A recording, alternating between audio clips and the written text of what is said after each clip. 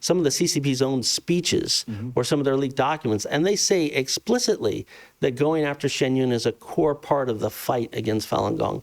People trying to share Chinese culture with the world after the Chinese regime has been trying to destroy it, and for that, they're being threatened and bullied and maligned all around the world. It's not right. The impetus on Americans to be even more vigilant about, more skeptical, what they're reading online, even what they're reading in the mainstream media, especially about a group or a topic or a person that the CCP is this focused on destroying the reputation of. Today we're sitting down with Levi Browde, Executive Director of the Falun Dafa Information Center. Levi talks about how the Chinese Communist Party is trying to weaponize social media and the Western press to attack Shen Yun, and how he discovered what the CCP is so afraid of.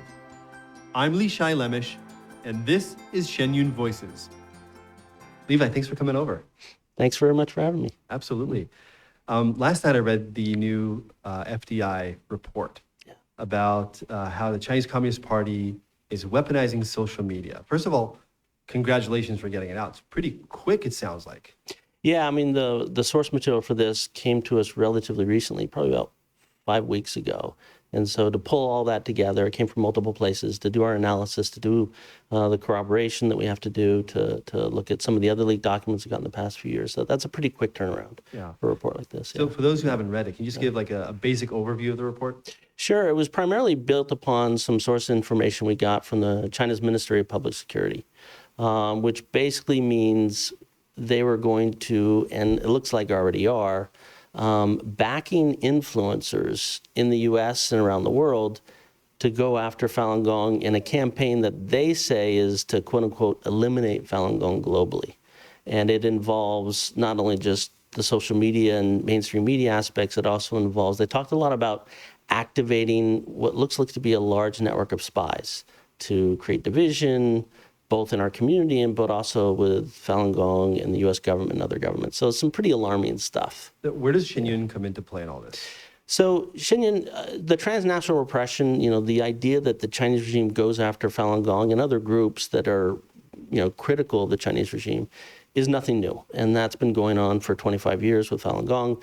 As Shen Yun its popularity has grown, it has become a bigger and bigger target of that same transnational repression campaign. And so as we have studied and tried to expose the Chinese regime going after Falun Gong voices around the world, Shen Yun has been a bigger and bigger piece of that simply because the Chinese regime has gone after it more vigorously year after year after year. So in this new report that just came out, what are some of the methods that they're using to attack Shen Yun now? Well, to go after Shen Yun, which they've been doing since, the inception, 2007, they primarily had started using their diplomatic corps. So this might even be the ambassador in the country or some of his or her lieutenants, some of their proxies within the Chinese community. They go after theater managers, theater owners, government officials, maybe the mayor of a town where Shen Yun was going to perform, the governor, in some cases, the president of the country. First of all, they'll sort of spew the normal anti-Falun Gong propaganda, this sort of hate rhetoric to try and drum up, distrust or bad feelings towards Falun Gong. And then they just put economic pressure, sometimes threatening these folks to not have Shen Yun in their city or in their theater. So that's been the primary technique they've been using. So what's changed now?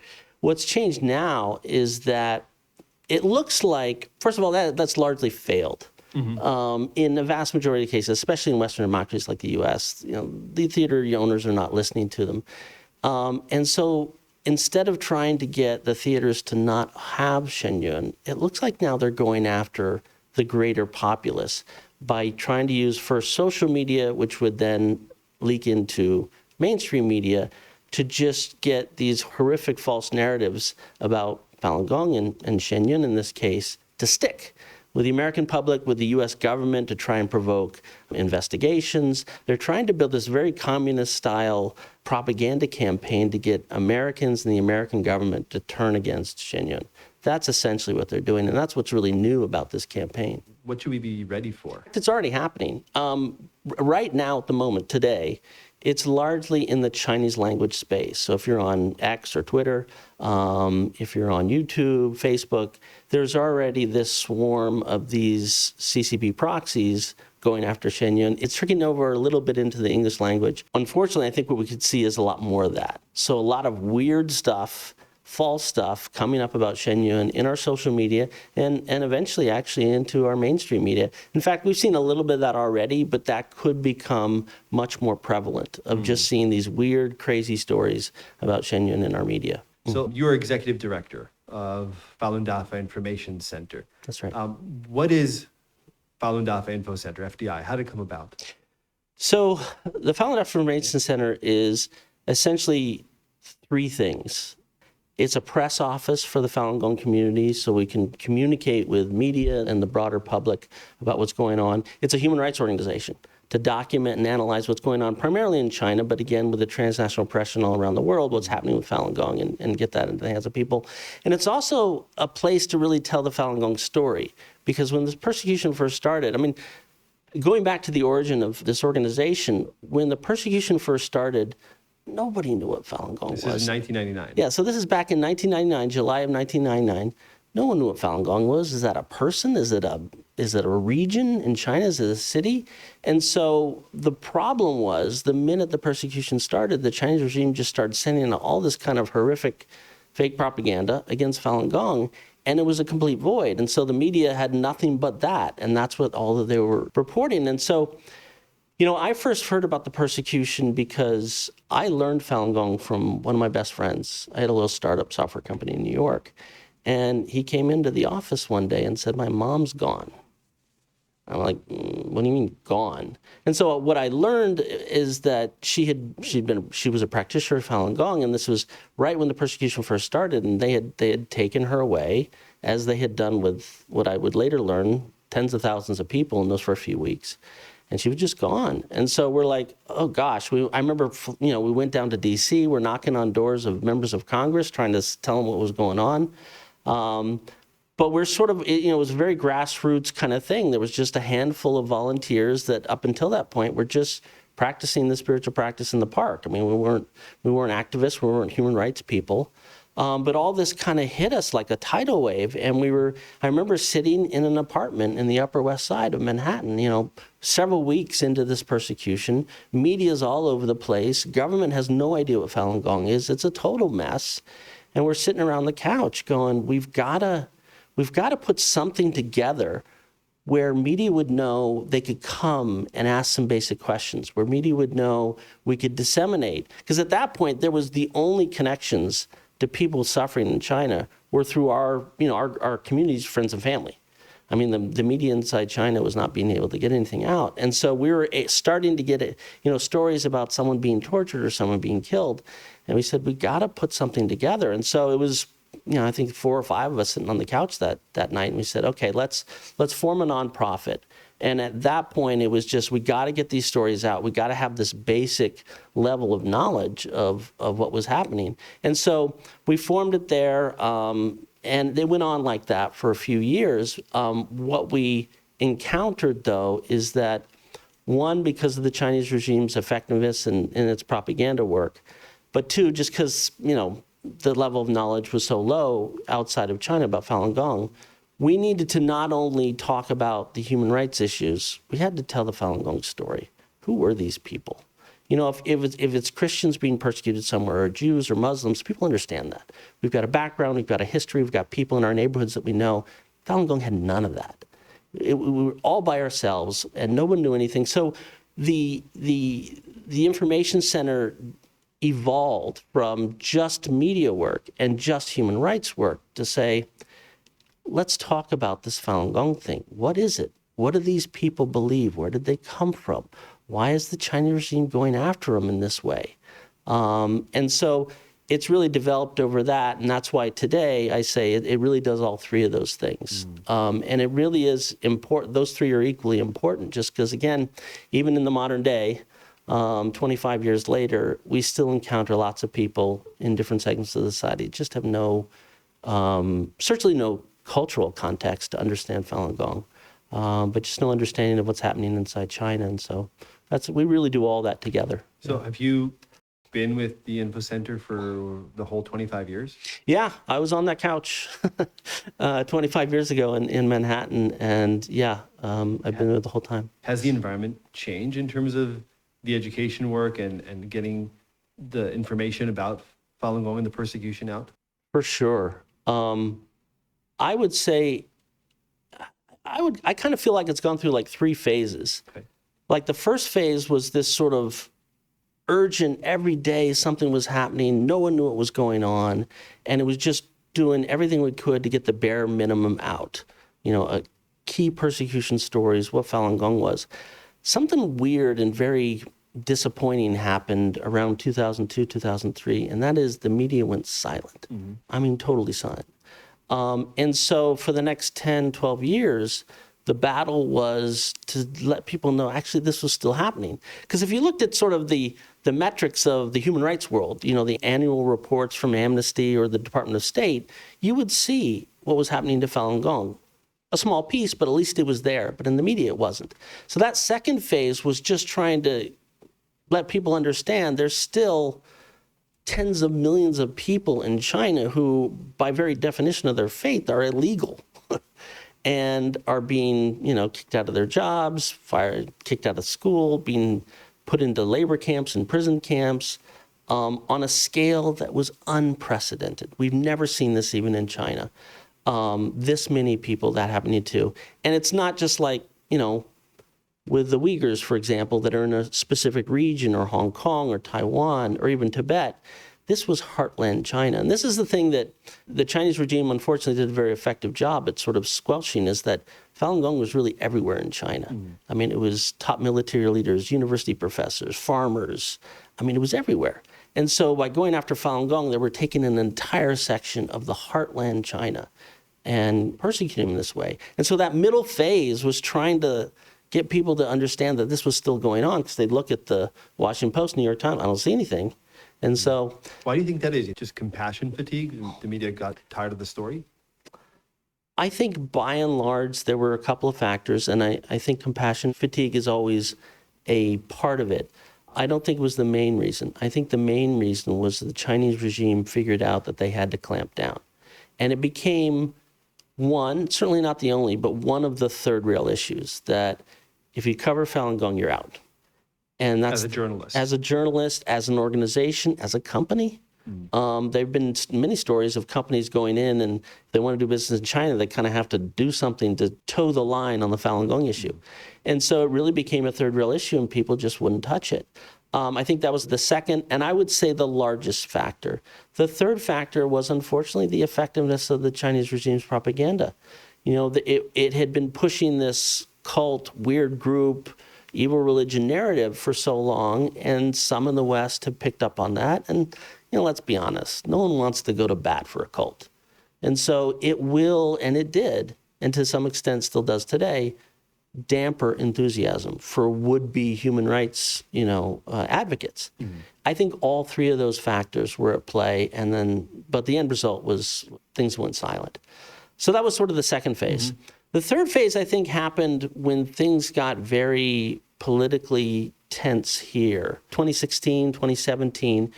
And the Chinese regime really figured out how to dial into the hot button issues of America and try and put Falun Gong in one of the categories to get, the other side to attack it. And so for the last, what has it been, 8, 9 years, in addition to the normal propaganda we've had coming out of China, we've had to deal with just outrageous sort of accusations. This is the most telling example.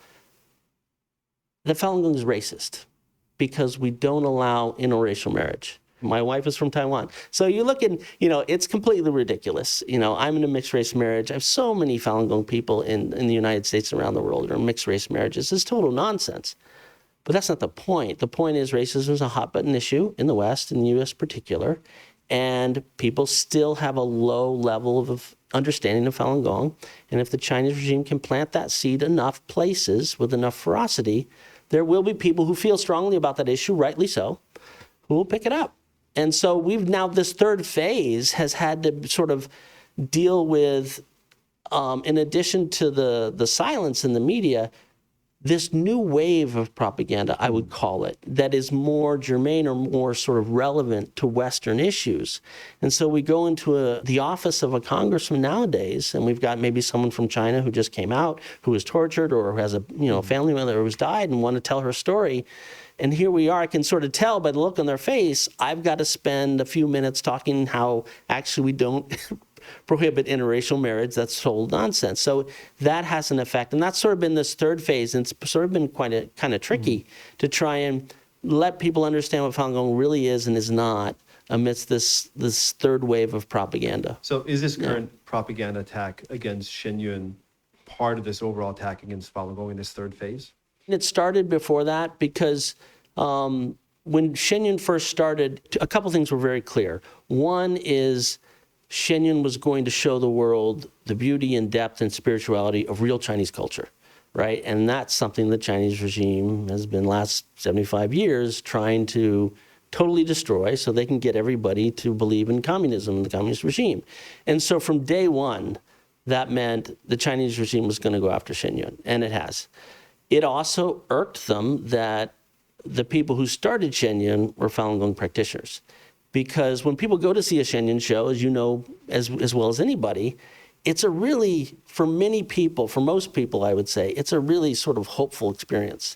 They come out of the theater and they say some things that are really sort of shocking for a 2-hour show in a theater. They're like, oh, it's life-changing. It was very inspiring. They were in tears on just how uplifting it is. And so the Chinese regime is looking at this and saying, okay, we spent 25 years trying to convince the world that Falun Gong is a cult and they're evil and they're weird. And here people go in and see them on stage and it inspiring them and showing wonderful virtues that are wholesome and that people really embrace. And they're like, I love what these people are doing.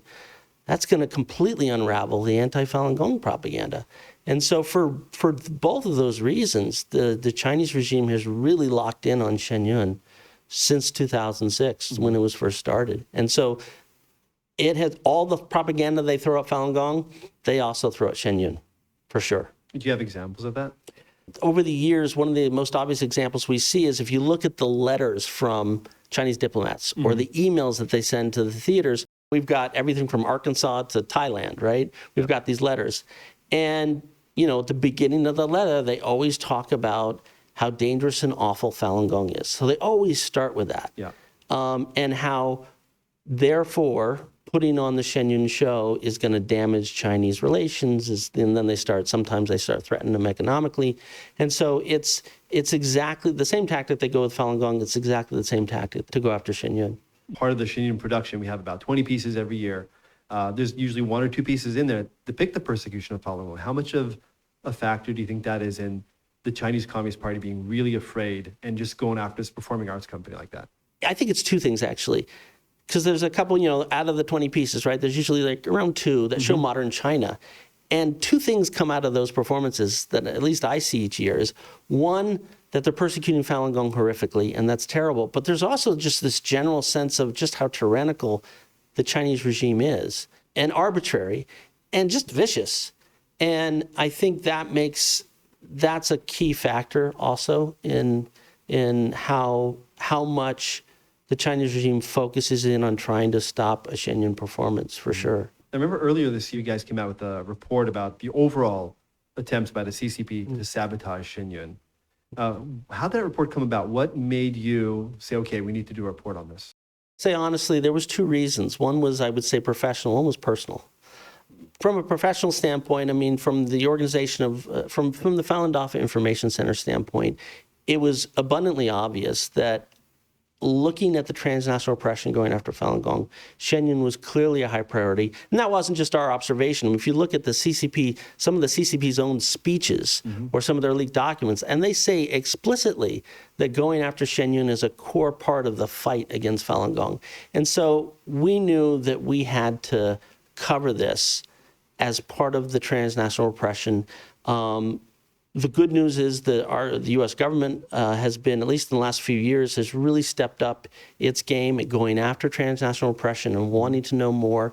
And so from a professional standpoint, I would say it was obvious that that would need to be covered, and it really wasn't being covered. So we did a special report on that, and to no one's surprise, we uncovered something that the scope and scale has never been seen before in terms of artistic suppression around the world. I mean, we had, I think, over 130 cases across 38 countries of the Chinese regime going after Shen Yun.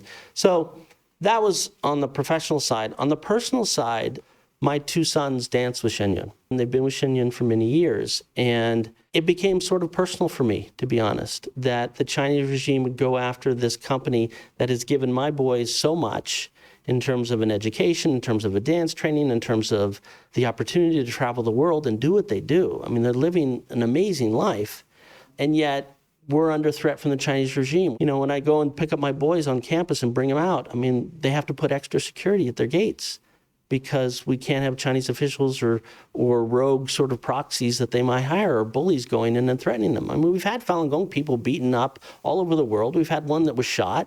So there's a real danger there. And they started slashing the tires of Shen Yun performers. You know, what was that, 12 years ago? And again, this past tour. So there's a real threat to the people who are trying to get up on stage and via arts tell the story of China before communism, show the people what Chinese culture is really about. And my two sons are part of that. And I wasn't going to stand for that. Do you worry about them? You're writing these reports, tire slashing of the buses that they're on. Yeah. And they slash in such a way that the bus might lose control. Yeah. Yeah, I mean, I do. I mean, it's more sort of the typical parental fear that usually is a little bit more than what you would need, that reality dictates, because the security's great. They're taken care of very well at the headquarters where they stay, and the precautions they take when they're out on tour. They always go out in groups. They've got somebody watching the buses 24/7. They have for the last 10, 12 years, whatever it's been. So I don't worry about them. The rational side of me says, you know, they're okay. Mm-hmm. But yeah, the father in me, yeah, it is a concern. It's almost like it's a worry for their safety, but it's also like just the injustice of it, you know? I mean, people trying to share Chinese culture with the world after the Chinese regime has been trying to destroy it, and for that, they're being threatened and bullied and maligned all around the world. It's not right. And so there is sort of this more personal, kind of visceral side of me that's like, we got to tell this story. This should not be allowed. So for those two reasons, yeah, we felt this report was not only timely, probably overdue, to be honest with you. Yeah. What did you find in terms of the overall scope of the tactics that the CCP uses? The overall scope that they use, again, it starts with the diplomatic corps. So it is very much using, and you know, with the way the Chinese regime works, it never stops at the embassy door or the consulate door. They've got vast numbers of sort of this united front groups inside the Chinese community, just other types of proxies all over the place. So their ability to mobilize people to threaten, to suppress, to bribe here in this country is, I think we're just starting to get a very sort of the tip of the iceberg of that capability. And so they throw all that at Shen Yun. So yes, it's the diplomatic corps. Yes, it's all these letters and threatening emails and who knows how many threatening phone calls, let alone knocks on the door people have had. That's happened. It's also sort of the threat of violence that they used. And also you got to look, we don't have access to the back rooms of major corporations or major media corporations, but we can see the trend. You know, that the fact that there's certain things that just don't get covered. There's certain things that just don't get looked at.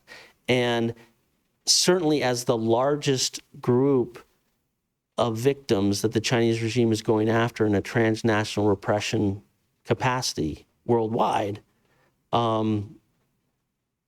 there's clearly something that's not being reported there. And so it's a whole of government approach. It's a whole of sort of, it's really everything that the Chinese regime can get their hands on, whether it's business, NGOs, government, trying to go after Shen Yun and Falun Gong, and they've really mobilized all that. Yeah, and some of this reads like a spy novel. The secret agents, we had one guy back our first year on tour, tried using universal remote control to shut off our projection. Just this last tour, we were in Portland, Oregon. There were two guys who tried to sneak in backstage, and actually I was there, happened to be there right after the show, stopping them, and they were trying to get around the other side. And then I read in the Shen Yun statement just a few weeks ago that there were two Chinese agents, ethnic Chinese, here in the U.S. that the Department of Justice found, and they pled guilty to acting as agents of the Chinese Communist Party, trying to undermine Shen Yun, basically trying to bribe an undercover agent who was pretending to be an IRS employee to revoke Shen Yun's nonprofit organization. So a lot of this stuff seems to be coming out now. And then now this new tactic. Where did you get the information about what's happening now? This goes back to, understanding the story of Falun Gong in China, and the idea that back in the 90s, Falun Gong, again, was everywhere. There were 100 million people practicing. That's 1 out of every 13 people. Well, guess what? Some of those people are high-level government officials, party officials, military leaders, and so on.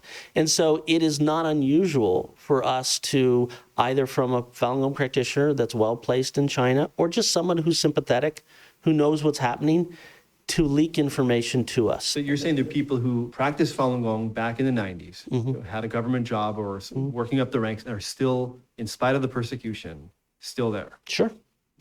And, that's true across the whole society. I mean, we know there are tens of millions of people still practicing. And those are the ones that are a little bit more active, that are actively doing like civil disobedience and handing out, usually at night, handing out leaflets to all their neighbors and posting them on doors and stuff like that. There's tens of millions of at least those folks. So the total number of Falun Gong is still very, very huge inside China. And so, the CCP is pretending it's completely crushed, except for a few hardcore believers. Absolutely. And that's a narrative they've been pushing since 2003, that, nothing to see here. It's all gone.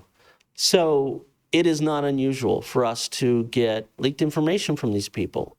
And that's exactly what happened this time. It was, first we got it from one source, then another source, and there was a lot of overlap between the two. Then a third source came out. And so we sort of put all this stuff on the table and looked at it, and they all told the same story. And that story was that the CCP recognizes their past failures in trying to silence Shen Yun, and they needed to ratchet things up incredibly. And the technique they were going to use, and they named names. They were actually naming very specific social media influencers here. Chinese ones. Chinese influencers, and said, we're going to fully back those folks. In fact, they were ordering all their people to fully back those folks and make sure that their message is amplified in the United States, make sure it catches the attention of the American people, make sure it incurs the wrath of the U.S. government. This is the kind of things that we're saying, is this is their goal. And the other thing they were talking about is this network of spies, is to try and activate what they say is, and I tend to believe them on this point, a fairly large network of spies, many of which may be dormant at this point. Sleeper cells, basically. Sleeper cells, essentially, yeah. Both within the Falun Gong community, but also who knows where else. Yeah. And we've seen tactics of this used at a small scale. Like we've seen several cases of where a congressman or a theater will receive some email or letter that's just crazy. Like someone saying, you got to host Shen Yun at your show or your theater, or our God will smite you down, and blah, blah, blah. It's just crazy talk, right? Yep. And they sign it a Falun Gong practitioner intentionally, and luckily the theater owner and the congressman, they know us. They show us these letters and they're like, okay, this is not us. But that's the mode that they're in, is they try and impersonate a Falun Gong person, do something crazy, and get Falun Gong to be looked at as weird. They did this a lot in China. Yeah. I saw a couple of actual social media accounts that were pretending to be kind of some of the more veteran performers in Shen Yun. Yeah. Is that part of the tactic? For sure. And that's, in fact, just in the last, 3 or 4 weeks, we've had 3 of those. Luckily, X has been responsive to that stuff. We clearly show them the documentation. This is a fake account. Here's the real person. They're using the actual picture. They're using the actual picture, and they take it down. So that's one tactic they use, probably one of the least effective tactics. What unfortunately could be far more effective is some of these other YouTubers that the Ministry of Public Security is backing to try and spread these lies about Shen Yun, not just to get the public to turn against it, but try and, I noticed there's something interesting that they do, and it's something that's a technique they did back in China. And I think this actually deserves some attention. So if you looked in China, right, we're back in the 90s, right? And you looked at state-run media, which of course is the government voice, right? They literally would talk about Falun Gong like it is great because it improves health.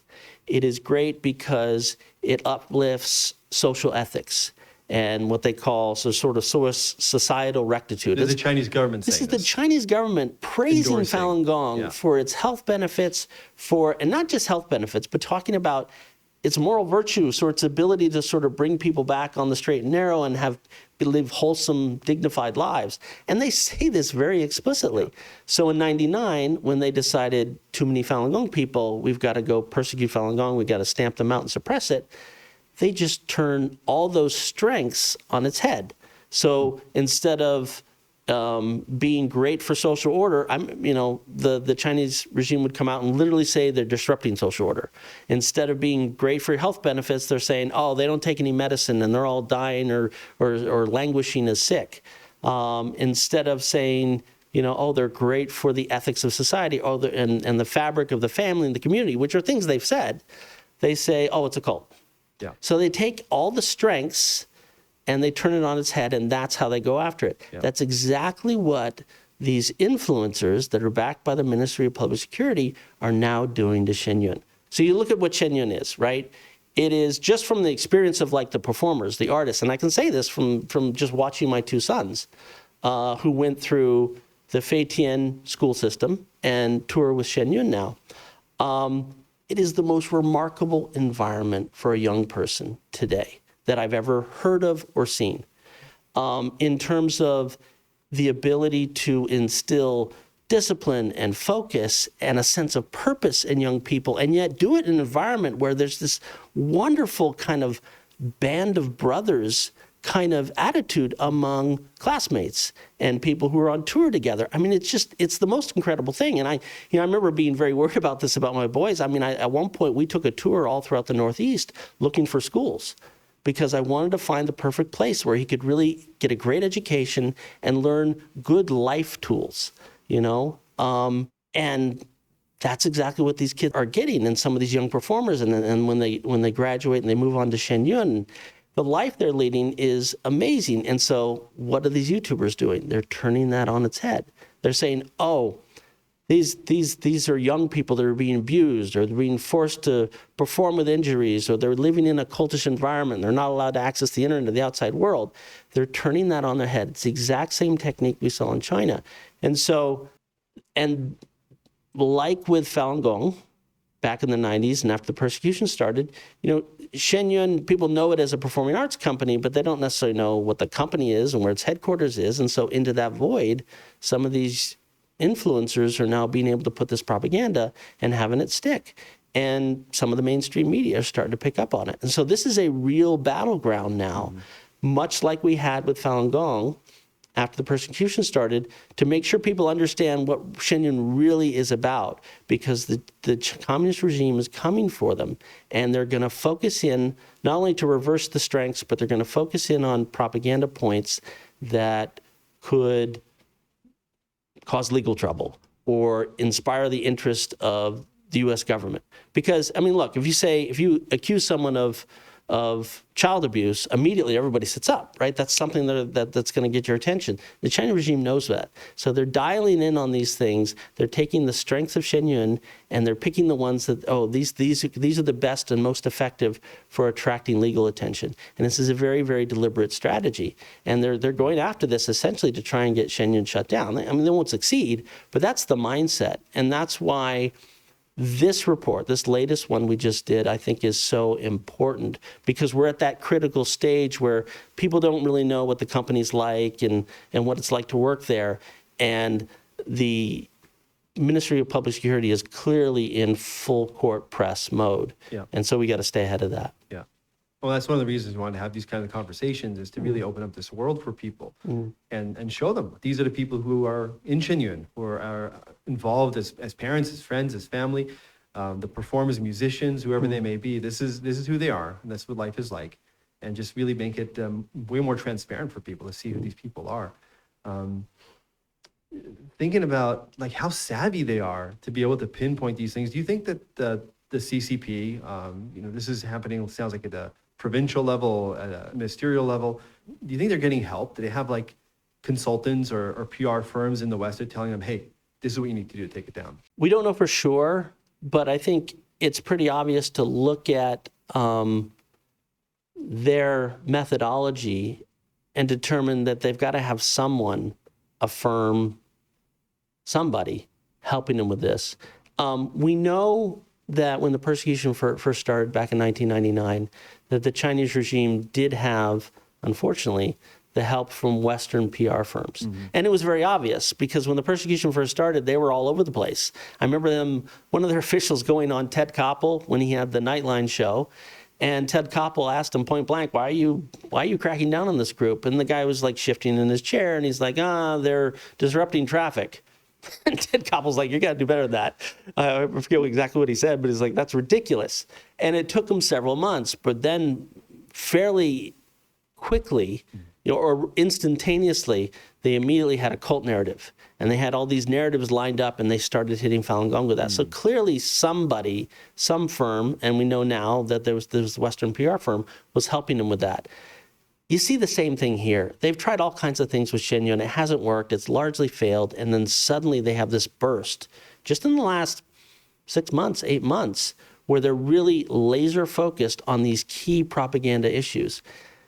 I would be shocked if they don't have some help from somebody who's savvy in PR in the West, helping them.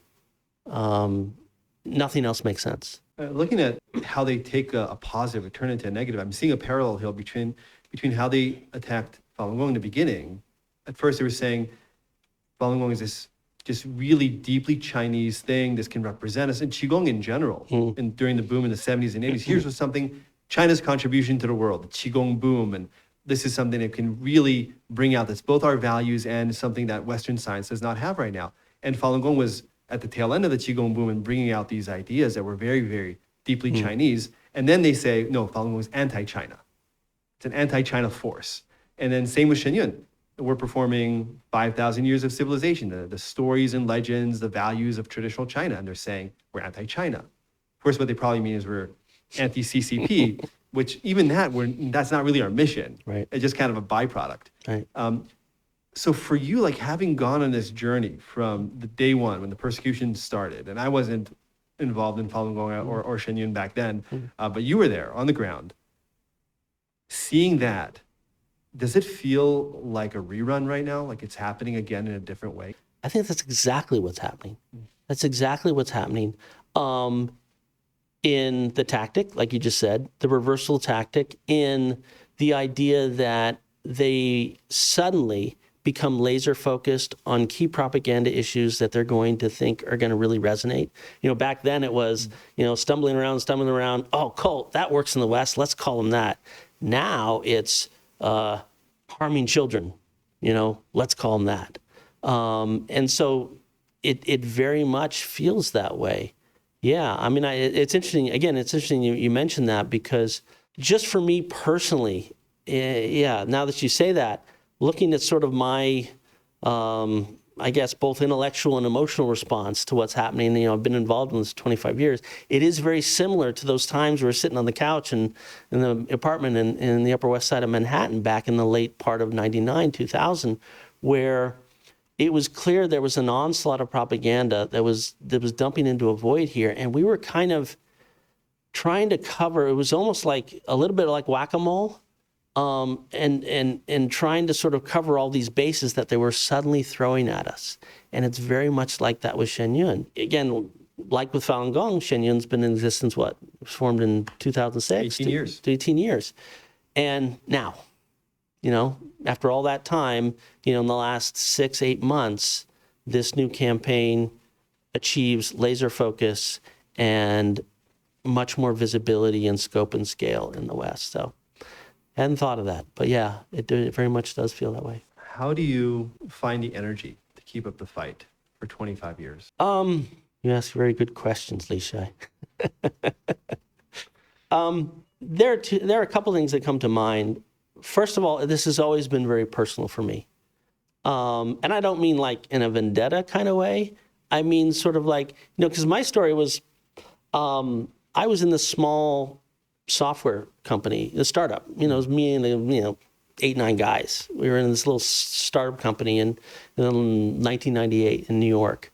We were working 7 days a week. We're there. We're just sort of like a bunch of friends. And one of my best friends was Chinese. And he goes back to Beijing, visits his family every year. And he came back and, we noticed he was sort of different. He's like helping people around the office. And he's sort of like, he's kind of chill. I was like, so I remember we walked around, we had his desk, and a couple of us kind of went around his desk and went, all right, dude, what are you doing? What's going on with you?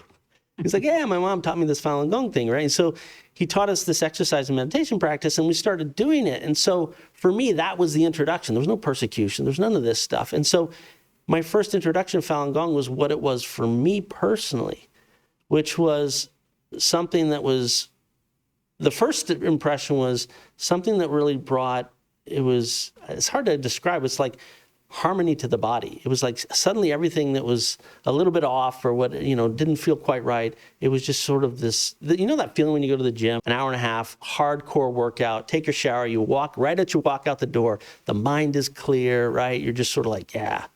It was like that all the time when I was practicing Falun Gong. And then when we delved into the teachings, it was like very profound stuff, but stuff that's also practical, in terms of kind of big picture issues, karma, reincarnation, things. And also just smaller sort of day-to-day stuff, like ways to sort of be a better person. I'd always been a little bit frustrated with sometimes with my temper or various parts of my personality, but it was never something I could quite break through. It was always just, that was who I was. And this was sort of, it gave me a blueprint to kind of like be the person I always wanted to be. And so here I am with this thing that was like making my body feel great, was giving me sort of the moral courage and the energy to be the person I wanted to be. And suddenly everyone who's doing what I'm doing in China is now being thrown in a prison camp or, taken away to be tortured. And I was just sort of, the injustice of that was what started me on this. And it still is to today. But the secondary thing I would say is, because I'm not in a prison in China, I'm not in imminent danger of that happening. But almost from the beginning, starting with my friend's mom, but all the way through to today and now my sons, it had been a situation of physical danger ranging all the way up to risk of death or even death for people I know or loved ones I know. And so there had always been that motivation to sort of like, we can't let that happen. And so I think those two things have, at least for me, have been the pillars I've stood on to focus on this and work on this thing all these years, and why I feel it's so important. I guess in talking, I think there's a third thing, and I think it's almost like the deception in this can't stand. And I don't just mean saying bad things about victims that aren't true. That's bad. But it's sort of like this whole idea that the Chinese regime could try and convince the whole world that people, for as far as I can tell, are some of the best people I know, are evil or weird or something. And everything that flows from that. And so there was sort of this deceptive part of it that I just found so wrong and kind of hit me in a place where it's like, that can't stand. You can't have people, aside from the persecution, aside from, going after people that are engaged in the same spiritual practice I am, this sort of worldwide deception that someone who has nothing to do with Falun Gong, they're not, impacted on that, or they've never seen Shen Yun, they've known that. They're just sitting in their living room and they can pick up a paper and say, oh, these people are a cult. And he goes his whole life thinking that. That was like, no, we can't have that. Why does that bother you so much? It bothers me, I think, because I believe that what you do matters both to yourself and the universe. Meaning, I have a belief in the basic principles, I guess you could say, of karma. That if you do something really good, that kind of comes back to you. and you do something bad, that kind of comes back to you. What goes around comes around, as we say in the West. There's a real truth to that.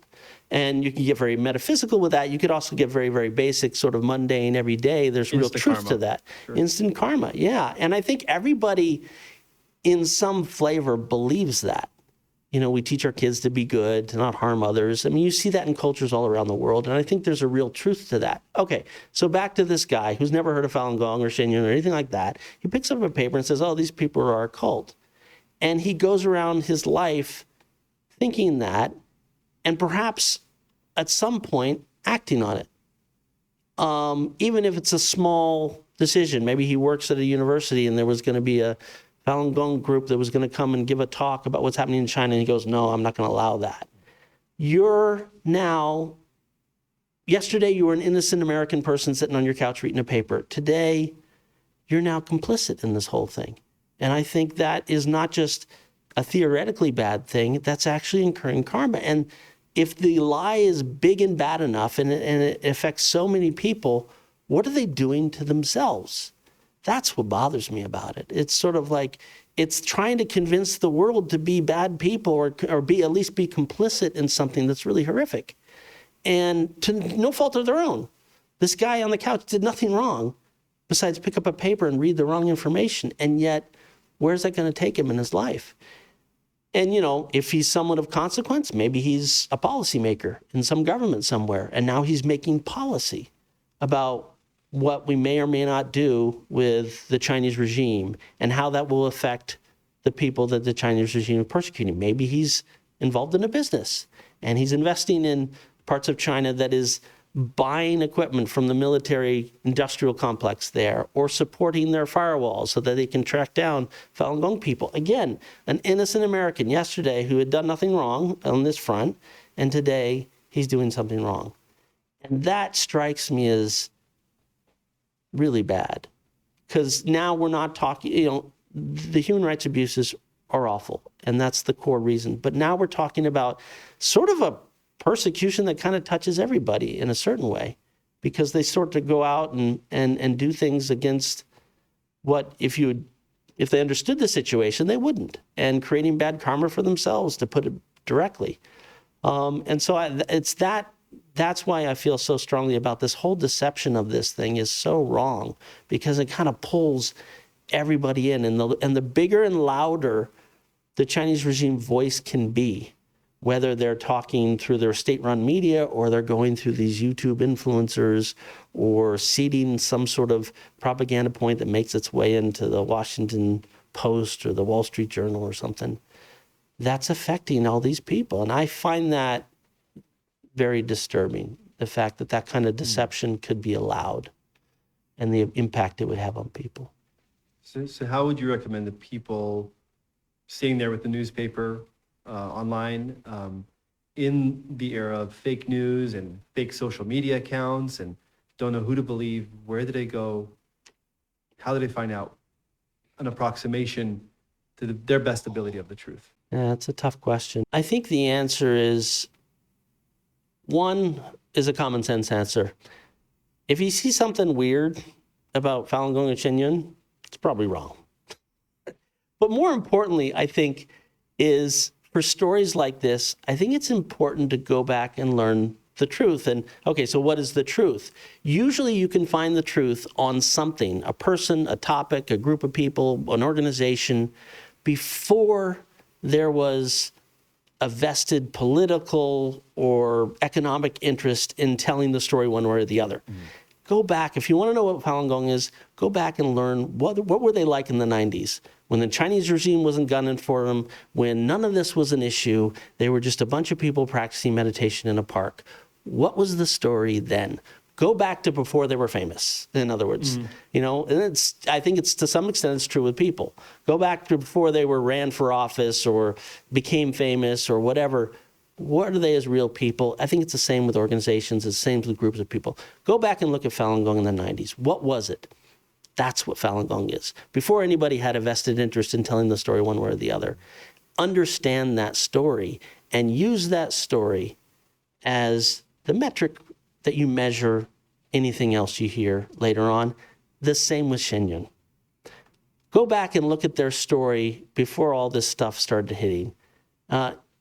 Understanding that the Chinese regime was gunning for you guys From the beginning. From the beginning. Yeah. But look at the Western. I mean, because with Shen Yun, it's a little bit easier because, there's 18 years of governors, mayors, members of Congress who've all seen the show and are praising it and saying it's wonderful. Republicans, Democrats, socialists, all kinds of people out there. Not just in the US and Canada, all around Europe, and particularly Asia, particularly Taiwan, right? You go to Taiwan, ethnically Chinese, culturally Chinese, the language is Chinese, and they absolutely love Shen Yun. Well, you guys spend what, a month there? 6 weeks usually. 6 weeks. Yeah, usually it's like 42 shows all sold out. People from China fly out to see it. Yeah. Go back and look at the story of Shen Yun in the West then, and see what all these people are saying, and then ask yourself, could all these people, entire countries, places like Taiwan, be talking about Shen Yun one way if the truth of what some of these influencers now in the last 6 or 8 months are saying was even remotely true? And I think you got to go back to the core of the story before people had a vested interest, before the propaganda hit a high pitch. What's the real story? And then use that to measure what you're reading, because it's going to just get, like most things these days, my guess is it's just going to get crazier and crazier. And if you don't have some sort of measurement of the truth on a story, on a person or a group, you're just going to get lost in the noise of what social media has become and what it is becoming more and more, particularly when it's in the hands of agents that have been weaponized it to go after a group for a very specific political, geopolitical, economic reason, and that's what's happened here. That would be my suggestion. I know it's not a simple answer, but I think that's what people would need to do. Have you talked to your sons about the reports? Have they read them? I've talked to them a little bit about the first report. I haven't talked to them about the second report. They're pretty aware of what's happening. They understand. First of all, Dad was like this guy who's always working on Chinese issues when they were growing up. Mm-hmm. And so perhaps more than other kids, they were growing up, they were sort of familiar with the Chinese regime. What was new to them, because despite our best efforts, despite the efforts of my dear wife, trying to help them with Chinese school every Sunday and stuff like that, they grew up in the West. And so they knew a heck of a lot more about the Dodgers and the Yankees than they did about the Tang Dynasty. So when they got to Feitian schools, where a lot of the Shen Yun artists, train when they're school age, it was a real learning curve on Chinese culture and understanding from the cultural side what had really happened to authentic Chinese culture, why Shen Yun and the schools are trying to bring that back, and why that's a value, of universal value, to share it with people. And so that's been sort of a learning curve. And so that once they've sort of got their minds around that, to answer your question, I have talked to them about some of the stuff in the report, but honestly, some of the stuff they've seen firsthand. They've been, in the last few years, they've been touring with Shen Yun. And so they get to see some of this stuff, and so they know what's happening.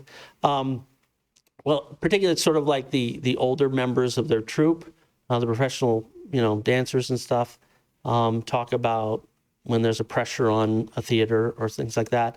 Unfortunately, this last year, we had also a relatively new phenomena where we got bomb threats. I mean, you guys got... We got one in Vancouver, but it was the same exact threat as the ones in Costa Mesa, Long Beach, France, Taiwan. Yeah.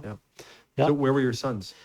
My sons were in Europe for the first part, but the bomb threat that went to France, I think they had come stateside by then. Okay. But they were in the Orlando theater, when that threat came in. Right.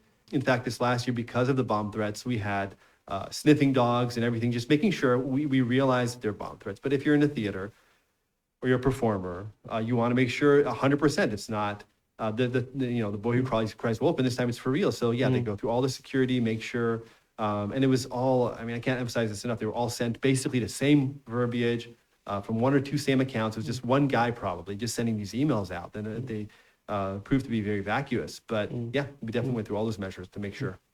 And so they understand the pressure that the company's on, and they understand why. And so, but again, I think they're not terribly worried. The security's great with the company, and so it's not like a day-to-day worry of theirs. But they definitely understand why the Chinese regime is gunning for the company, and they have a pretty clear sense of why it's important to get up on that stage every night. And what do you think drives your boys, your sons, to continue in spite of facing the world's biggest dictatorship? What I hear from them time and time again are two things. The first is they found their band of brothers. I mean, it's super clear, and that's always been pretty important for both of them. I remember, both of my boys were fairly accomplished baseball players from the time they were young, and so they were on travel teams. And I remember one time sitting down and having a talk with my older son about that. And he mentioned one of the things he loved about baseball was the time in the dugout. With his, he loved the camaraderie of the team as much as he loved the game. And that's something that really drove him. And same with the younger son. And so one of the things that drives them is really just the environment. They love how close, it's sort of like, I try and explain it because we have, these families. When we first moved, we were in New Jersey, and we first moved out. And so all these families and all their old friends are always constantly asking, how's Jesse and Lucas? What are they doing? What's up? And they're always asking me about the school. And I try and, how do you explain it? It's like part Juilliard, part West Point, part summer camp. It's sort of like you put all those together and I say that because on the artistic side, they're learning from some of the best in the world in terms of how to do classical Chinese dance. And so the bar is as high as you can get on the artistic side. It's more sort of West Pointy in that there is a real discipline, but it's more like the discipline you see in Asian context. Like if you've ever taken karate, you go in and the respect that you see of the karate master, and you bow when he comes into the room, the discipline that which the karate class is carried out. You get that in a dance class. It's interesting when we go watch their final exams of each semester, right? When they're in school, and all the dancers line up, and the dance teacher comes out. They bow to the dance teacher, they bow to the audience, and then they get started. And so there's this wonderful discipline that they're also learning in the school that I find fascinating. It's really just a shame we've lost a lot of that in the West. See, you still see it a bit of in the East. Like I remember, even in baseball, right? You go to see a Taiwanese baseball game, and the first time up, everybody at the batter's box, they bow to the umpire, right? Yep. And all this stuff. So there's still this sort of this respect and decorum that I think is important in the East in general, and you have that in the dance classes. And so that's all of those things together. They've really found a wonderful band of brothers, and that's really one of the two pillars that drives them. The second is, I think they have a real visceral sense that they're involved in something big. It's not just, hey, let's get up there on stage and show a culture. I think they have a sense that traditional, authentic Chinese culture is quite universal, and it's something that's very uplifting. And they have a sense that it's really important in the world today. Because you look around and, it's getting dicey, in terms of the negativity and the tribal politics and how much people hate each other just because of their opinions don't agree. And there's just a lot of negativity in the world. And they get a clear sense of that. They know that. And I think they see Shen Yun as a way to give people something else, to give people a real experience that's uniting. It's sort of showing people, instead of all the ways in which we think differently and we act differently, and our interests are against each other, it's like showing people our common humanity, the good side of it, and the fact that that's something that should be cherished. It's very hopeful. And so, a lot of times when you go to a Shen Yun show, as you know very well, there's often people come out of the theater and they give interviews and say, what did you see in there? And they talk about what the show is like. Well, my boys watch those actually quite often, because you get to see what people experience in the theater, and that's very inspiring. So they have a real sense that they're not just, putting on a show for a fun night. They have a real sense that they're kind of giving people an experience that's very hopeful and that can actually, help them think differently, more positively, can actually touch people, change people's lives. So they get a sense for that. So it's those two things. They're sort of the best of both worlds. They've got this band of brothers they found, and they've got this wonderful mission, which for me, I'll just on a personal level, that was one of the things I always worried. I worried about a lot of stuff as a parent. But growing up, one of the things I worried about, because I see so many kids never kind of finding their thing. They're always they're looking for a group, or they're looking for a skill, or they're looking for something that's theirs. That's sort of, it's a way to I belong. I have a purpose. I have a value. And so many kids, even some of the kids that I grew up with, but sort of in my boys' generation, some kids really floundering. And I think, some of them go off in a bad direction because they didn't find that. And so that was always a concern. Are they going to find their thing? Something that really deep in their heart, it's like, this is why I'm here. This gives my life purpose. And I was afraid they didn't really lock into that. And it was like, so for a while it was baseball, and then it was this, it was that. And when they first started going to Feitian, and then they started being able to tour with Shen Yun, it was like, oh, they found it. They found it. And that was a big sigh of relief for me, because I know I had that experience, as a young man, the day I sort of found out what I was going to do and what I wanted. There's something very empowering about it. There's something very fulfilling about it. And to see that in your kids, it's sort of like, great.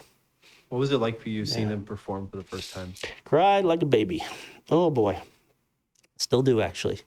Yeah. Why do you think that is?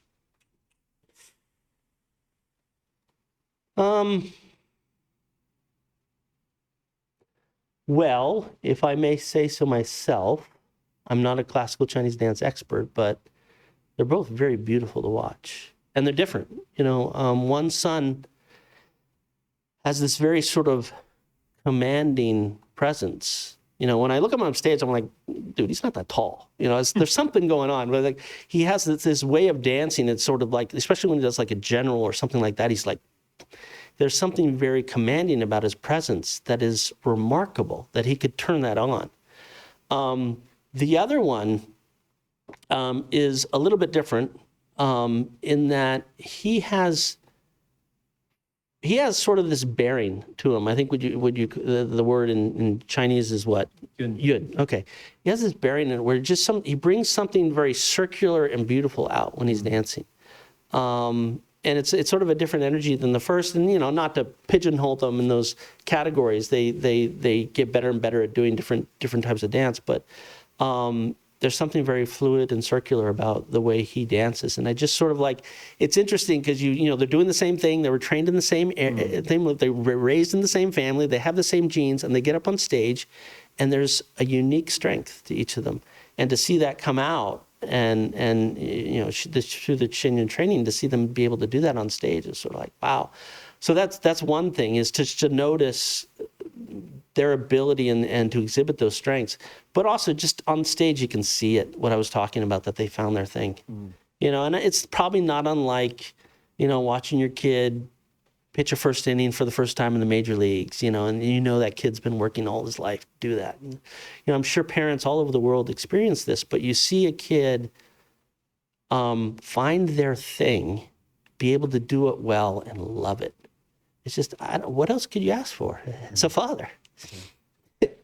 So when the persecution of Falun Gong started in 99, and all of a sudden you're faced against this entire propaganda machine from Beijing, had you any sense of what you were up against? None at all. Did you know how they operate, what they do? In terms of my knowledge of Chinese history, I knew something happened at Tiananmen Square with the students. I'd heard about this thing called the Cultural Revolution, and I thought it was like their 1960s Woodstock. Sounded pretty groovy to me. That was it. I knew next to nothing about modern Chinese history. And so it was a steep and dramatic learning curve to figure out exactly what was happening. And it took, I mean, just nights and weekends, month after month, years for my Chinese friends to kind of story after story after story about what China had been through since the communists took over, to really kind of get it into my head just exactly how they operate and what we're up against. It took a very long time. It came about because I would hear something from coming out of China, and I would think, oh, it's this. And my Chinese friends would be like shaking their head, and they'd sit me down and go, no, no, no. When they say this, they mean this. And they would sort of take me through the history. And so the first stop in my history lesson with my friends was really the Cultural Revolution, which was, in my mind, insane. Absolutely insane. The entire society just gone crazy out of political hysteria to drive home this new kind of new China, this new communist China with Mao as this sort of quasi-god figure, and absolutely destroy people, organizations, statues, Buddhist temples, anything that represented traditional culture. It was a terribly destructive and terrifying time to live. And so the Cultural Revolution was won in many, many campaigns from 49 all the way up to really, I think you could consider Tiananmen Square one of them, of these campaigns where the Chinese regime would target a segment of society, would mobilize another segment to go against that segment, and it was all driven by propaganda. And the shocking thing to me, and this was I think this was the most shocking thing, is, when you look at 1960s, 1970s style Chinese government propaganda, it's so cheesy. It's so blatantly propaganda. It's like, how could this even work? People think of it as retro now. They have these restaurants on the walls. Exactly. Yeah. You see it on, the walls of big producers in Hollywood and things like that. And it's like, I mean, fine as retro artwork, but no one would believe this nonsense. Not true. It was such a hysteric time where it really drove the whole thing. I mean, if you think about it, what would cause a young man or a young woman to beat their teacher to death, to turn in their own parents to the authorities, to face torture or worse? I mean, what kind of hysteria do you have to whip up? That's all propaganda, and it's not the ineffective propaganda that I saw through my eyes. It worked. It worked very well, and it worked in two ways. It worked in one way where people actually would believe it. There was true believers, and that is certainly the case for a significant amount of certainly the young people, maybe the broader population in China at that time. But then there's just the fear factor. The people that maybe didn't believe it, but boy, they see the hordes coming down the street with the pitchforks. They're not going to get in the way of that. And the sheer fear that people would cower in and feel throughout that period, that's one in many, many campaigns. And it really drove home how important, how paramount, actually, I would say, propaganda was to the Chinese regime. It was the mechanism. It wasn't military, it wasn't civil engineering or societal organization or technological know-how. It was its ability to wield propaganda to cower the masses, keep them divided, keep them in fear, and keep them in power, keep the Chinese regime in power. And it was a dramatic lesson for me. And unfortunately, it's a lesson even those who go through college studying China in the West, they really don't get a hands-on, person-to-person kind of education of what modern Chinese history was really like for the Chinese people, and how important propaganda was and how potent of a weapon it was. And you think about the image that China is trying to promote in the West right now. And I think what we often fail to see is how orchestrated a lot of it is. From censoring movies in Hollywood to depict a certain way, to the stuff that we're seeing in the Olympics now with the athletes and their personal stories. It's just so directed and performed. What did you see, like, over these 25 years, from the early days of the persecution of Falun Gong and the propaganda all the way till now? What are some of the incidents that stick out in your mind of major propaganda attempts from the CCP? Well, what sticks out in my mind are a few things. One was the first month, where when the persecution first started, the little propaganda that they were doing at that time was the only narrative. And so that was the first thing. It was sort of like, again, from my perspective, this is like the spiritual practice of Buddhist nature. I've been doing it for a few months, and suddenly the Wall Street Journal and all these papers are starting to have stuff saying, oh, this is a weird group, this is this is that. And I'm like, what? Where is this coming from? So that initial hit was the first thing I remember. The two other things I remember was, again, they were flailing around. They hadn't found the cult word yet. They hadn't, I guess, hired their PR firm yet. So it was just kind of all over the place. But when they did find that, I think it was October of that year, where the leader of China at the time, Jiang Zemin, gave this sort of famous interview with a French newspaper, and he started pushing that. And then it was systematic from that point on. Cult. That's all we heard for many, many months. And that was sort of the next thing, the next wave of not just that they would say that when it clearly wasn't true, but the fact that people would kind of roll with it. Just repeat it. Yeah, they would just repeat it, including like the pillars of our fourth estate, New York Times, Wall Street Journal. I mean, these papers, and that was a shock that kind of thing would stick that easily without enough due diligence. Basic Goebbels technique, right? Repeat it 100 times. Exactly. And I'd heard that theory, right, from the World War II. And I'm like, oh, that sounds awful. Glad that doesn't happen nowadays. Yep. And then here it was right in front of me. So that was the second thing. The third thing that was really striking was the self-immolation incident, which I think was early 2001? Self-immolation in quotation marks. Self-immolation incident, right. So and I remember this very clearly because, we're 12 hours behind from China. We got a call. We got a call actually from Ian Johnson, who was one of the best reporters, I'd say, on the ground from those early years. He won a Pulitzer Prize. Yep, he won a Pulitzer Prize. And he really was the one who, through his Pulitzer Prize winning series in the Wall Street Journal, really put the persecution of Falun Gong on the media map. We got a call from him, and he said, you guys need to get on this. I just got a report that there's this group of people that set themselves on fire in Tiananmen Square, and the Chinese regime is saying, it's you. What's going on? And so you sort of there was sort of this chaotic period for the next 10 hours trying to figure this out. Clearly, it's not Falun Gong people. They don't do that. They don't believe in that. Nothing in our spiritual teachings or our practice would lead to that outcome. And that was something. It's suicide, actually. It's suicide, exactly. Yeah. And that was something that eventually some of the reporters figured out. The Washington Post went to a hometown and investigated two of the folks, and was like, okay, these people never practiced Falun Gong. What was shocking was that the wave of propaganda that was immediately ready. Normally, you're going to write a big report about anything. It's got to go up the chains of the Communist Party, come back down, and get okayed. Stuff was ready within the hour. Yeah. And it continued the next day, and the next day, and the next week, and the next month. And it was just flooding the airwaves in China. And that was really, what struck me about that is, one, it was pretty clear early on that it was staged, but that it worked. I mean, it really was inside China, because again, Falun Gong was so popular in the 90s when Jiang Zemin launched this in July 99, there was a lot of pockets around China that were like, I don't think so. My neighbors all practice. I know, this is not.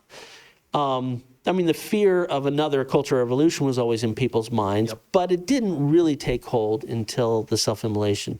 When they put enough of that on the TV, in the newspapers, that really turned the tide inside China from people understanding Falun Gong for what it was, a traditional spiritual practice that really came out of heartland Chinese culture, into, oh, this is a dangerous group, I got to separate from it. And just like the Cultural Revolution, I think there was two distinct camps. There were the people that believed it and were scared and didn't want anything to do with Falun Gong because of what they were hearing on the news. And there were the people that didn't believe that, but they're scared of the campaign. And they see the exact same idea. Stay away from it. Stay away from it. They're coming for Falun Gong. Don't get in the way, because you're next if you do. Yeah. And so that third, what they did with the self-immolation and what they, in terms of imposing fear and convincing a whole segment of the population that Falun Gong, something's wrong with Falun Gong, was a real shocker, because up until then, the Cultural Revolution was vivid and clear and very detailed from all my friends, but it was theory. Yeah. And it was a while ago. It was a while ago. And that was the other thing. It was a while ago. And there's this general sense of no matter how horrific the Chinese regime was in the 50s and the 60s, 20 million dead, 40 million dead, 6 million dead, there's this sense of, well, ancient history, right? No. And I think the self-immolation and the ensuing persecution of Falun Gong demonstrated that in no uncertain terms, that something as horrific as the Cultural Revolution or worse is entirely possible and is happening in this day and age. And that was an important lesson. I think that's still, to this day, that's something that's hard to get across to Americans, because they look at, the skyline of Shanghai, the 2008 Olympics, and the recent Olympics, and they're like, huh? Yeah.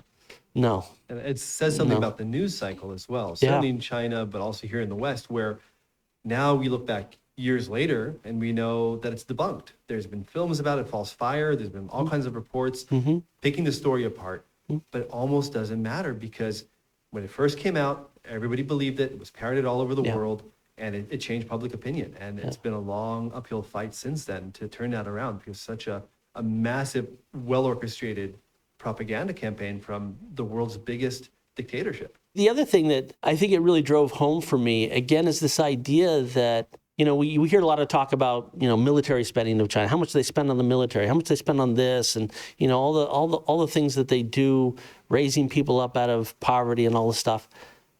It is clear that the most important thing for them is the narrative. Yeah, so it's so important for the CCP to always establish its legitimacy, and then propaganda is the number one tool. Yeah, and I think you see that even in the modern day, they rule by that as the most important implement. They've got to continue to convince the Chinese people that they're the legitimate rulers. They're the shepherds of China. They're the shepherds of the Chinese people. They're the reason China was raised out of poverty and brought onto the world stage. That is paramount. It is the most important thing. And anything that threatens that narrative is, in their minds, an existential threat. Now in the world of Facebook and X and YouTube, it seems like that's the new front for them. It is. And it's, in many ways, social media is one of the most vulnerable entry points into a Western democracy. Why is that? Because it's freely accessed by any person in the world, including the Chinese regime and all their proxies and their 50-cent army and anybody. No one will stop them, by and large, and they can reach any American that they want, essentially, that's on the platform. I hear these comparisons to, like, it's our town square. No, it's not. The town square had a physical dimension to it, which was important. In order to get to that town square, you had to live in the town or at least pass through. You had to have some sort of vested interest in that community. Social media is like a town square that anybody anywhere in the world with any kind of motivation can teleport into and say whatever they want. That's, that is a unique challenge, because we as a country want to maintain the free speech that we get from a town square. But the fact that anybody can teleport in and do whatever they want on our town square creates an enormous problem for which we have not solved.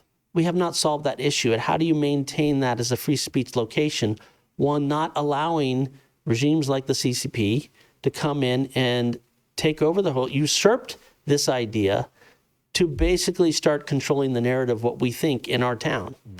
And I think for that reason, it's one of the key vulnerabilities, and the CCP knows that. And that is, it's not an accident that is the jumping off place. It's definitely not the only platform they're going to use.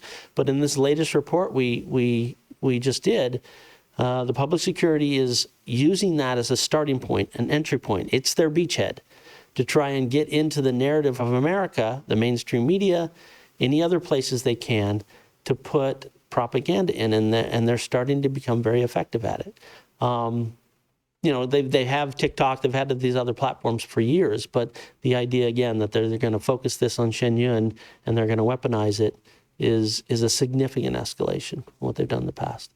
Does that mean that we should be expecting all kinds of hit pieces now? Honestly, it's hard to say. I think the one thing's for sure is there is a significant amount of effort and resources on it, and that it's already started. We already see this on social media. There's been some traction for it already in the past, a couple of articles here and there that have definitely carried the exact propaganda points that the CCP wants. So we know there's already some traction. How big is this going to be? What's the scope of this going to look like? It's tough to say, but it's going to be more than we've seen in the past, unfortunately. And I think it means the impetus on Americans to be even more vigilant about, more skeptical what they're reading online, even what they're reading in the mainstream media, especially about a group or a topic or a person that the CCP is this focused on destroying the reputation of. Why is the CCP so bent on destroying Shen Yun?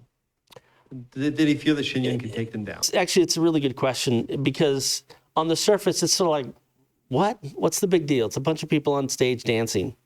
Doesn't the CCP have bigger issues to deal with? So I think the important thing to understand is to go back to why the narrative is the most important thing. Their entire regime is based on the buy-in, by and large, of the Chinese people that they're legitimate, that they should be in power.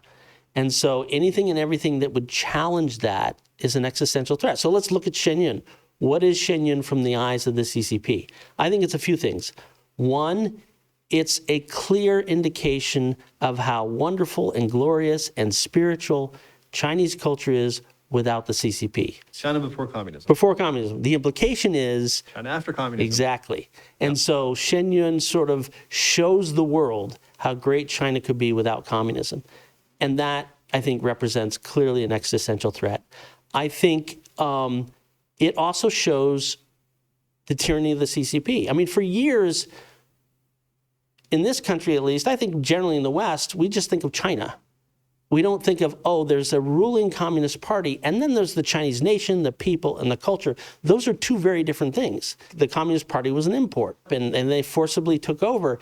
And the show crystallizes that difference and shows, oh, actually, by showing the Chinese culture and what have you, it's like, oh, maybe the CCP, not only are they not China, maybe they're not the rightful or even benevolent sort of caretakers of the Chinese nation and the people and the culture. They're not that at all. The show does that. It shows that very clearly. And I think another reason is that, as we talked about, right, there's how many segments? About 20 segments. One or two will show modern China. And it shows very clearly the tyranny of the CCP, how the CCP goes after Falun Gong, puts that persecution on stage for the world to see.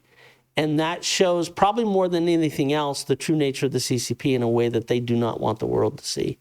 And I think that then also contributes to this idea that this show is an existential threat. It's challenging the narrative of the CCP and challenging its idea that it's the rightful ruler of China. But I think there's something else that people tend to miss. And that is, for the last 25 years, right, the CCP has been trying to convince the world, Falun Gong's a cult, they're weird, stay away from them. And it's Falun Gong people that are the Shen Yun artists on stage delivering a show that is so moving and so full of hope and inspiring. People are often crying when they leave the theater. This is so amazing. So they're seeing, in their minds, a very different picture of what Falun Gong is. So the show itself completely dismantles what I'm sure is billions and billions of dollars of propaganda to try and convince the world that Falun Gong is this or that. For all those reasons, I can't think of another, certainly a show, but even another organization that so directly exposes the CCP and therefore threatens them as the legitimate rulers of China. And they look at Shen Yun. We see a dance and music company. They look at Shen Yun, and this is an existential threat to the most important thing that allows us to stay in power. That's why they feel worldwide they have to just destroy this. They have to get rid of it entirely. And I think that's, that goes to the heart of why from the very day one, when you guys started, Shen Yun has been in the crosshairs of the CCP. Why does this matter? Okay, so the CCP is criticizing and trying to sabotage Shen Yun performing arts. Why does it matter to the American people, to people around the world? I think there's a couple things. One is it's a powerful counterpoint to the damage the CCP propaganda does here in America. If you look at the modern times, at least, the narrative on the Chinese government, the Chinese regime, is softened the idea in the American minds of the Chinese. There's sort of this legitimacy, that is, so this aura of legitimacy that, generally speaking, has come to be in the minds of Americans because they don't understand the nature of that regime.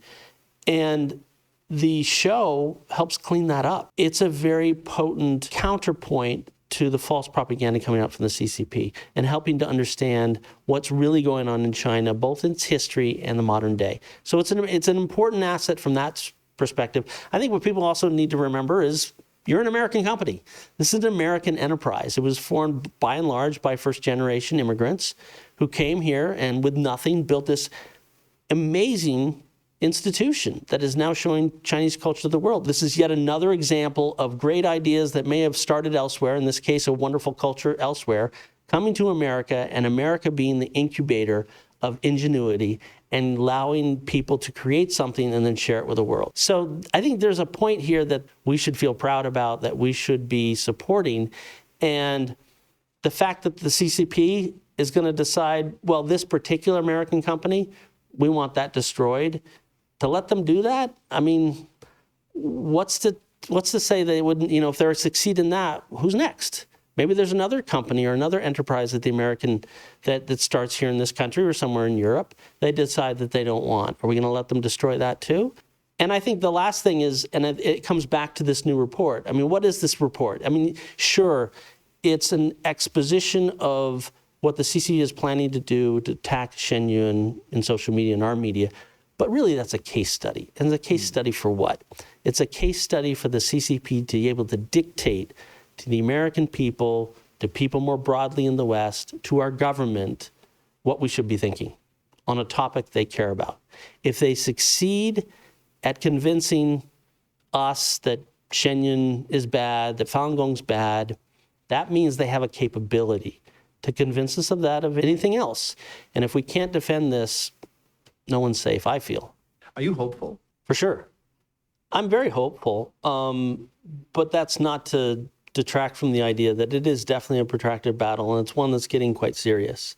Like, for example, just a couple months ago, we were doing a research for the first report we did on Shen Yun, and they showed me a picture of a demonstration of college kids, these American college kids, standing out of Shen Yun Theater, holding up signs that said stuff like they were protesting the show because Falun Gong was racist.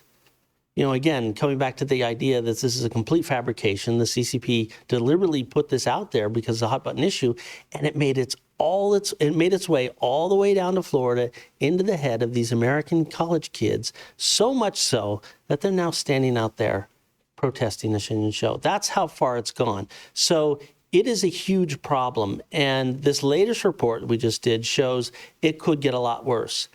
The reason I'm hopeful, though, is because we have recently seen an unprecedented amount of support, even from areas of society that are the most subject to self-censor themselves because they don't want to anger the CCP. So, for example, this past July was the 25th anniversary of the persecution of Falun Gong.